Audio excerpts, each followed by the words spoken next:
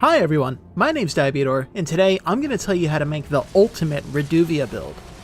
The Reduvia is an arcane scaling dagger which has a unique Ash of War called Reduvia Bloodblade. This Ash of War does an obscene amount of bleed buildup, and it also does good physical damage, so even if the enemy is immune to bleed buildup, you'll still shred them with it if you build for it properly. So today I'm going to show you how to do that. If you find this video helpful, please leave a like, share the video, and consider subscribing. It really helps me out. First, I'm going to give you an overview of the build, including all of the stats, weapons, talismans, armor, spells, and other buffs that we're going to be using. Then I'll give you a leveling guide, where I'll show you how to level up this build going from level 50 all the way up to level 200. And finally, I'll give you a brief gameplay showcase, where I'll show you how this build works and give you some tips and tricks about how to get the most out of it. To start off, let's go over the stats. As usual, I make my builds at level 125 using the Wretch as my base class.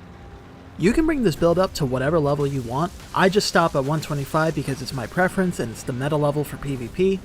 And you can also make this build with any class. The end result will just be that your final arcane stat will look a little bit different.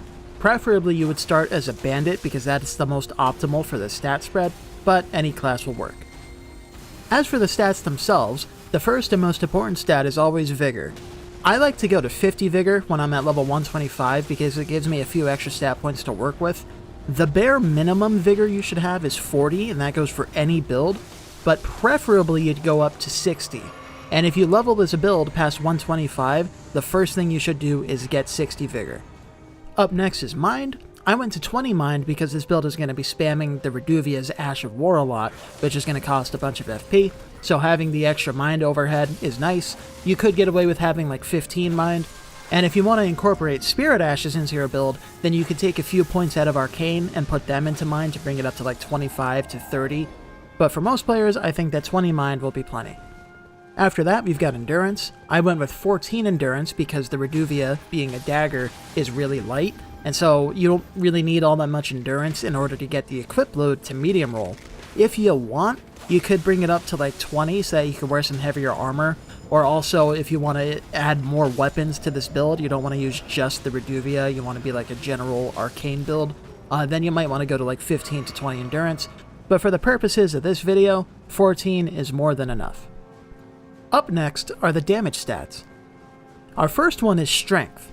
Technically, you don't need to put any points into Strength for this weapon, because the Reduvia only requires 5 Strength, and every class starts with more than 5 Strength. But I went to 14, just for the sake of being able to meet more weapon requirements in case you want to add more weapons to this build. I didn't do that in this guide, but having that little bit of extra strength can help you add a lot of versatility to your build, so it's nice to just get a little bit more than you need. After that is Dexterity. The Reduvia only requires 13 dex, but I went up to 15, again so that we can meet a few more weapon requirements in case you want to add more weapons to this build. Also, the Reduvia primarily scales with Arcane, but for optimal damage it does also want some dex, so having those couple extra points of dex will help with that. I didn't put any points into Intelligence because we're not going to be using it. I brought Faith up to 25 so that we get access to a bunch of buffs. Buffs are really important because they give you percentage damage increases, and so compared to leveling up Arcane more, I could have taken those 15 points out of Faith and put them into Arcane. The damage that we get from the buffs is a lot more valuable than the damage we'd get by putting those extra points into Arcane. So that's why I always go with 25 Faith on my builds. And then finally, of course, there's our primary damage stat, which is Arcane. I brought this up to 56. Like I said, if you have a different starting class, then you might end up with a couple points more or less into Arcane, and that's fine. The point is that you just want to dump as many points into Arcane as possible once you meet all the other requirements that we need. The Reduvia wants as much Arcane as possible because not only does its bleed build-up scale with Arcane, but also its physical damage and the damage of the Bloodblade Ash of War, the actual projectiles, the blood blades, that also scales with Arcane. The amount of bleed buildup you do per hit isn't actually all that important, so if the Arcane controlled just the bleed buildup, then we wouldn't put points into Arcane. And so that's a misconception that people have with weapons that they use the blood affinity for example. They'll dump a ton of points into Arcane and make the bleed build up really big, but then the actual physical damage of the weapon won't be all that high because they didn't put points into strength and dex. If you're using a blood affinity weapon, you want to level strength or dex, and not that many points into arcane, because the bleed buildup isn't all that much of your damage. Even if you have a ton of arcane, the bleed buildup doesn't contribute all that much to your damage. Most of your damage is still coming from the physical weapon hits. On the Reduvia, arcane controls both the physical damage and the bleed buildup, so we want to dump as many points into arcane as possible in order to get the optimal damage for it. That's it for the stats, so now let's talk about our weapons, talismans, and armor. As you'd expect, our primary weapon is going to be the Reduvia, and in addition to that, I've got the Dragon Communion Seal. So the main reason I chose this seal is because it's weightless, because we're not going to be focusing on spells all that much in this build. But if you do want to cast offensive spells, then the Dragon Communion Seal, which scales primarily with arcane, is going to be your best bet for doing the most damage. I also want to point out that I didn't include any other weapons in this build, but you can add other weapons to this build if you want.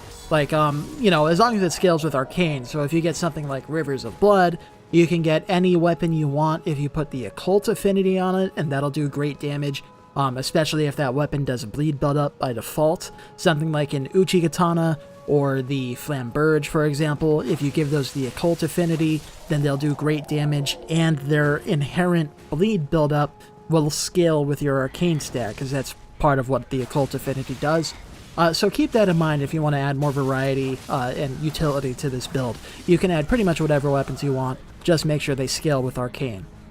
I'm adding this part after the first 20 minutes of this video, so this might fuck up the editing of this video, but I'm going to try not to. You're going to see in the clips I'm using a Misery Cord in my left hand with the Sacred Order Ash of War. So the Sacred Order Ash of War is bugged. It's supposed to just add some holy damage to your weapon, but actually when you use it, it increases all the damage you do by 10%. And so if you hold a weapon with Sacred Order in your offhand, this is known as offsack, then you do a whole bunch of extra damage with all your stuff basically for free. So that's another thing that you can add to this build. You're going to see me using it throughout the build guide, and I wanted to make sure I mentioned it here, even though I completely forgot about it when I first edited this. So hopefully this doesn't fuck up the video too much, but yeah, offsack, use it. Up next are the talismans. I included 2 different sets of talismans in this build, and you can see them if you go to the build link down in the description. Our preferred talismans include a couple ones that you can't get until later into the game, so I included a set for early talismans in case you're just starting off, because the Reduvia can be obtained, 30 seconds into the game. An enemy in Limgrave drops it. So I included an early talisman set in case you don't have access to all of these ones. So with that said, our optimal talismans are going to be the Shard of Alexander. This is going to boost the damage of our Ash of War by 15%, and so since this build is going to rely on spamming the Ash of War as much as possible, that one's a no-brainer. We're also going to use the Lord of Blood's Exaltation. So what this does is when a bleed happens near you, it doesn't matter who bleeds, it can be an enemy, it can be one of your buddies, or it can even be you experiencing a blood loss. If a bleed happens somewhere near you, then you get a 20% damage buff for 20 seconds from the Lord of Blood's Exaltation, and that buffs all the damage that you do, so it's going to make you just start doing a ton of damage after that happens. After that, we've got Millicent's Prosthesis. This gives us +5 to Dex, which is nice because the Reduvia wants some Dex, but more importantly, it gives you a successive hit buff. So if you hit an enemy multiple times in a short period of time, the more hits you land, the bigger that damage buff is going to be. And so that includes all the damage that you do, and it's really good on the Reduvia, because not only are daggers fast, but also the Bloodblade Ash of War, if you do it right up close to an enemy, you'll hit them with the Bloodblade projectiles and the physical blade of the Reduvia itself, and that'll proc that multi-hit buff, so you do more damage the more you hit the enemy. And finally, we've got the Dragon Crest Great Shield Talisman, which increases all of your physical negation by 20%. You could use something like the Winged Sword Insignia or the Rotten Winged Sword Insignia, both of which give you a successive hit buff, and that'll stack with Millicent's Prosthesis. But I went with the Dragon Crest Great Shield because I like having the extra defense from it. It's nice to be really tanky. Alternatively, if you don't have access to some or all of those talismans, then you can get some of these early talismans instead. So there's the Ritual Sword Talisman. This boosts all the damage that you do by 10% when you're at max health, so it's just a universally solid talisman. There's the Winged Sword Insignia. This gives you a successive hit buff. It's not as strong as the buff that you get from Millicent's Prosthesis, but it's better than nothing, and it's still pretty good. And like I said, if you also have the Prosthesis, then you can stack this with it for even more damage. There's the Dragon Crest Shield Talisman, or the Dragon Crest Shield Talisman +1, both of which are obtained a lot earlier than the Dragon Crest Great Shield. They don't give you as much physical negation, but they still give you a bunch of physical negation, and so that's really nice to have. And then there's the Green Turtle Talisman, which increases the speed of your stamina regen, and so that's just universally good to have if you have nothing better to use. That's it for our talismans, so let's move on to our armor. Like the talismans, I included a couple different armor sets in the build in case you don't have access to the optimal one. So our optimal set is going to include the White Mask. This gives you a similar buff to Lord of Blood's Exaltation, where if a blood loss happens somewhere near you, again, doesn't matter who bleeds, it just needs to be someone bleeds, then you'll get a 10% damage buff to all damage you do for 20 seconds, and that'll stack with the Lord of Blood's Exaltation, so you start doing stupid amounts of damage. And then for the rest of our armor, I went with the Rakshasa set, because each piece of the Rakshasa set increases all damage that you do by 2%. Now, as an alternative to the Rakshasa armor, you could use Ansbach's armor instead, where each piece of that will increase the damage you do with the Reduvia Bloodblade Ash of War by 3%. But I went with the Rakshasa set because the Rakshasa set buffs all of your damage, including your light attacks and heavy attacks and stuff. Ansbach's set just boosts the Ash of War. So I'd rather have a slightly smaller boost to all the damage I do than, a slightly bigger boost to just one very specific type of damage, you feel me? And as a bonus, the Rakshasa set also gives some pretty decent poise, so we're hitting the 51 poise breakpoint by wearing the Rakshasa armor. Alternatively, if you don't have access to the Rakshasa set, or the White Mask, or whatever, then you can just get the basic Knight set from the Round Table Hold. This is relatively lightweight, it gives good protection, it gives you 51 poise when you're wearing the full set, and it's super easy to get. You just gotta buy it from the Twin Maiden Husks at the Round Table Hold. So if you ever need an armor set and you don't know what to wear, the Knight set is always my go-to because it's just great armor all around. That's it for our weapons, talismans, and armor, so finally let's move on to our spells and other buffs. We've got 25 faiths, so we have access to a bunch of buff incantations. So the first one we're going to use is Blessing's Boon. This gives you health regen over time. It's nice to have. It can help you save your healing flasks when you're exploring, because using FP to heal by casting spells and stuff is more efficient than drinking your healing flasks. And it can also save you in a pinch in a boss fight. Sometimes you'll get hit and you'll end up with like 20 health left because, you just regenerated a bunch of health from the spell, and so that'll save you sometimes. It's not super reliable, but it happens more often than you might think, and so it's nice to have. After that, we've got Golden Vow. This increases all the damage you do by 15% and reduces all the damage you take by 10% for 80 seconds. And so it just makes you a lot stronger and a lot tankier, and it's great all around. After that, we've got Flame Grant Me Strength. This increases all the physical and fire damage you do by 20% for 30 seconds. Obviously the Reduvia, its light attacks and stuff, will do physical damage, but also the Bloodblade projectiles will also do physical damage, so this is increasing all the damage that we're doing with this build. And finally, I also included Flame Cleanse Me, just in case you're fighting a boss like Melania or something, and you get poisoned or rotted. You can use Flame Cleanse Me to cure yourself of the poison or rot, and that's nice to be able to do. As a quick note, I just want to mention that like the weapons, I didn't include any additional spells in this build, but since we have 25 Faith and a whole ton of Arcane, we've got access to a ton of incantations, including nearly all of the Dragon Communion incantations, and those ones in particular are nice because they get buffed by the Dragon Communion seal. So if you want to add additional spells to this build, then by all means go for it. The Dragon Communion spells are really good, and there's a bunch of other incantations like Lightning Spear and a couple other ones that are really good. so keep those in mind if you want to add more versatility to this build. That's it for the spells, so finally, in our Wondrous Physic, we've got the Opaline Hard tier, which increases all of your damage negation by 15% for 3 minutes, so that just makes you really tanky, and it's nice to have, and they'll stack with Golden Vow and the Dragon Crest Great Shield, so you get really tanky from it. And we've also got the Thorny Crack tier, which it gives you a successive hit buff similar to Millicent's Prosthesis, only the Thorny Crack tier is even stronger than that, and that also lasts for 3 minutes. Now, in the event that you don't have access to either of these tiers, or you want to use a different tier, I've also got an alternative set that I recommend. You can't see this on the build planner, but I chose the Blood-Sucking Crystal tier. So if you want to swap out the Opaline Hard tier to the Blood-Sucking tier, this will increase all the damage you do by 20% for 3 minutes, but it'll also drain your health by, I want to say like 21 points per second. I don't know exactly the exact numbers on it, but with like 50 Vigor, it'll be something like 20 to 21 points per second for 3 minutes. So that'll give you a ton of extra damage because that 20% is a lot, but it comes at the trade-off of having that health drain over time.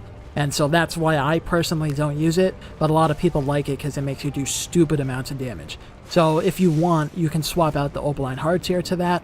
And then if you don't have access to the Thorny Crack tier, then I recommend using the Green Burst Crystal tier, which increases your stamina regen speed. That's just nice to have in general.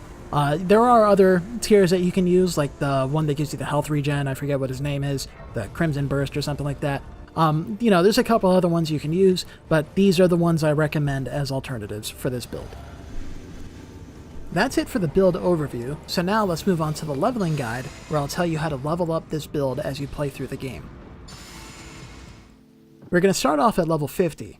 So the first thing I always do, and the thing I recommend you do on every build you make, is get 40 Vigor as soon as possible. Get your Vigor to 40 before you put a single point into any other stat, seriously. Having high Vigor makes the entire game way easier, especially the early game. So before you worry about your weapon requirements and stuff, just pump your Vigor. You can use your starting weapon, just upgrade it a few times and you'll be good to go, trust me. After getting 40 Vigor, I then brought Arcane and Dexterity up to 13, so we have access to the Reduvia, which you can get super early on by killing Bloody Finger Nereus in the Murkwater Ravine. And then after that, we had some points left over, so I got 15 Faith, which gives us access to Flame Grant Me Strength and Flame Cleanse Me. Then I got 14 Endurance, just to get that out of the way for the build.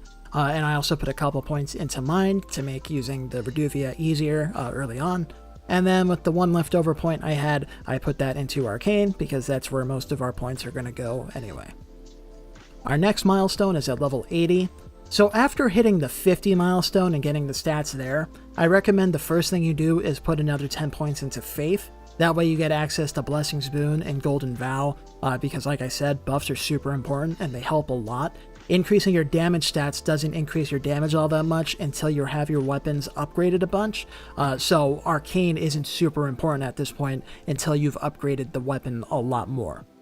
After that, I put another 10 points into Vigor to bring it up to 50, just to get that out of the way, and you can never go wrong with having more Vigor.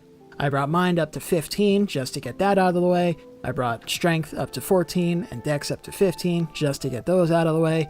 And then from here on out, we're pretty much just going to be pumping Arcane. We're going to put a few more points into Mind, but it's mainly going to be focusing on Arcane, because that's the only other thing we need for this build. And of course you can see that here, at level 100, I brought Arcane up to 30, just so that we have a decent amount of our damage stat, and then I got the Mind up to 20, just to get that out of the way.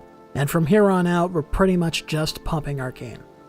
We're going to skip level 125, because we just spent 15 minutes talking about that. Moving on to level 150, the first thing I do after 125 is I get Vigor up to 60, because that's just the most valuable stat by far. So again, if you go past level 125, the first thing you want to do is get 60 Vigor. Actually, you should have 60 Vigor at 125, but like I said, I like having the extra 10 points to work with on other stats. Anyway, so bring Vigor up to 60, and then after that, we're just pumping Arcane. You can see here, I have it at 71. Depending on your starting class, it might be slightly different, but your goal is to get to 80 Arcane, and then after that, you can start leveling up Dexterity or whatever other stats you want.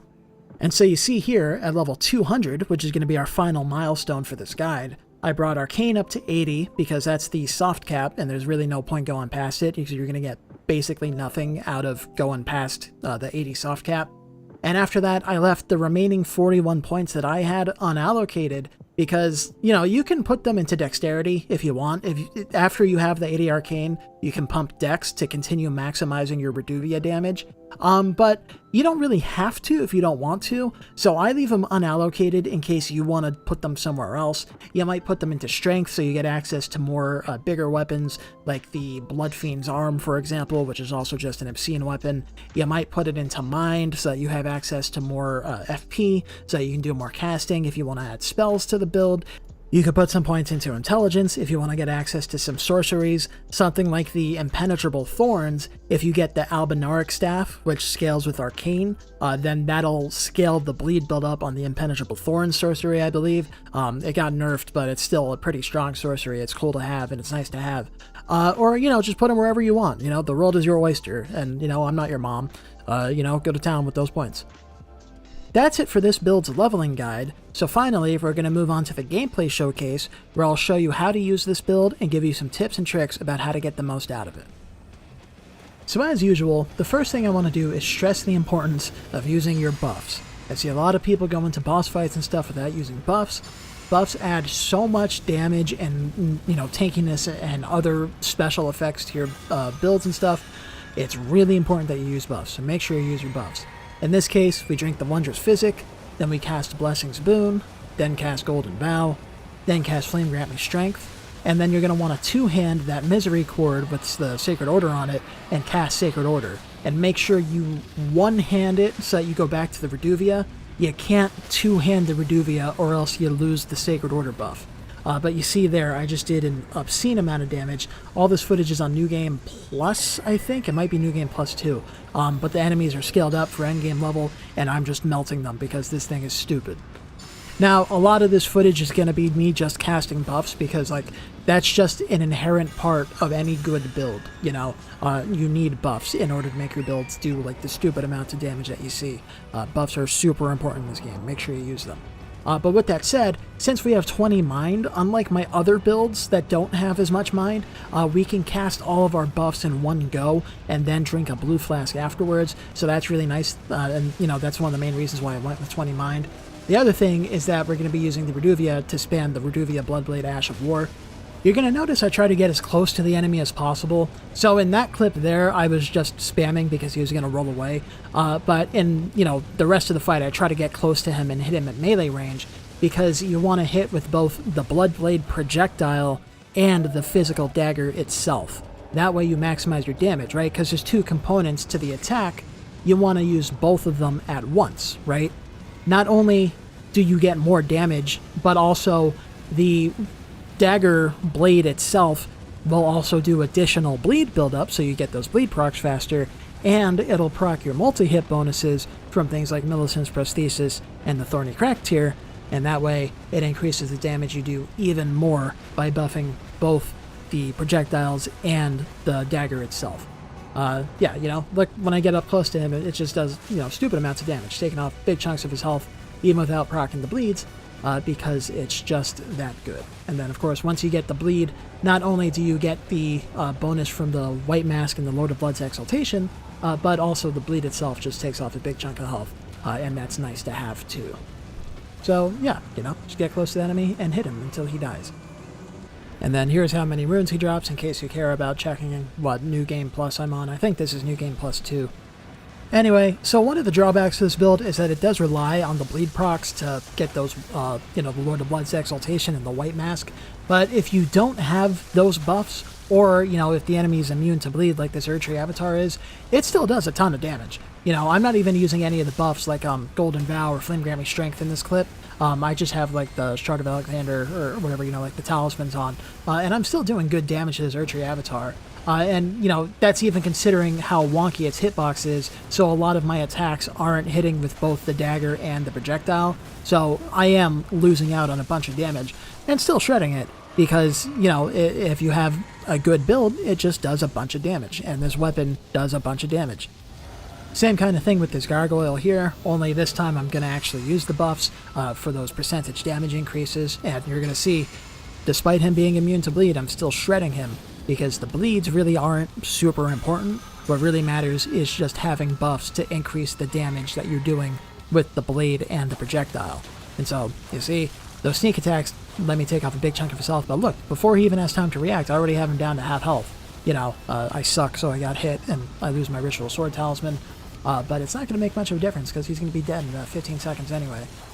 Because look, you know, just try to stay at close range. For an enemy like this, it's a pain in the ass, because his hitbox sucks, but, you know, you can hit him in the knee with the dagger, and with the Bloodblade projectile, and just try to keep those multi-hit buffs up.